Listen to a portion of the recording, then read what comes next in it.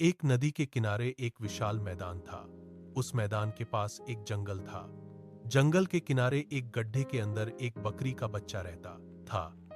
वह तब भी काफी छोटा था, इसलिए गड्ढे के बाहर नहीं निकल सकता था। एक दिन उसकी मां बाहर गई तो वह चुपके से गड्ढे से बाहर आ गया। बाहर आकर उसने देखा शानदार हरी घास। खाते खाते वह काफी दूर चला गया। वन में रात्रि निवास। घास खाते खाते बछड़ा जंगल में घुस गया। शाम हो जाने के कारण उसे घर लौटने का रास्ता नहीं मिला। अंततः उसने एक बड़े गड्ढे में शरण ली। वह गड्ढा वास्तव में एक सियार का था। सियार तब बाहर निमंत्रण पर गया था। रात में जब सियार लौटा तो उसने देखा कि गड्ढे के अंदर से दो जोड़ी आंखें चमक रही हैं। सियार भयभीत होकर बाहर से ही पुकारा, गड्ढे के अंदर कौन है रे? छोटू बकरे की बुद्धि और नरोहरी दास। छोटू बकरा बहुत बुद्धिमान था। उसने डर के बिना गंभीर आवाज में उत्तर दिया, जिसे तुम देख नहीं सकते। मैं वही नरोहरी दास हूं। जहां भी जाता हूं वहां सभी बाघों का ग्रास।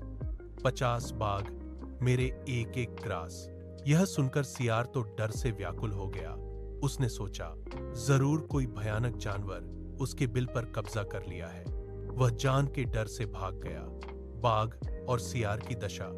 रास्ते में एक बाघ से सियार की मुलाकात हुई। सियार ने सारी बात बताई तो बाघ ठहाका लगाकर हंसा।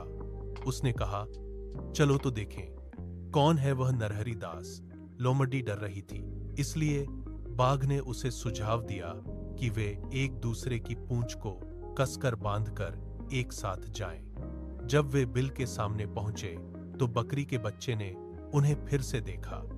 वह जरा भी नहीं घबराया और जोर से चिल्लाया, दूर जल जाए भाग्यहीन लोमड़ी। तुझे दिए थे 10 बाघों के पैसे, एक बाघ लाया है पूंछ में रस्सी बांधकर। अंतिम परिणाम। नंबरू सुनते ही बाघ के मन में आया कि सियार उसे ठगकर नरहरी दास के भोजन के रूप में लाया है।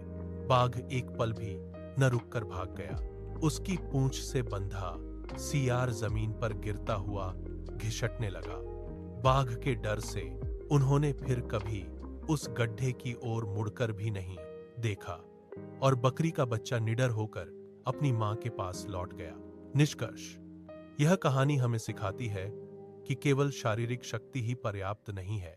खतरे के समय साहस और तत्पर बुद्धि होने पर बड़े से बड़े शत्रु को भी पराजित किया जा सकता है।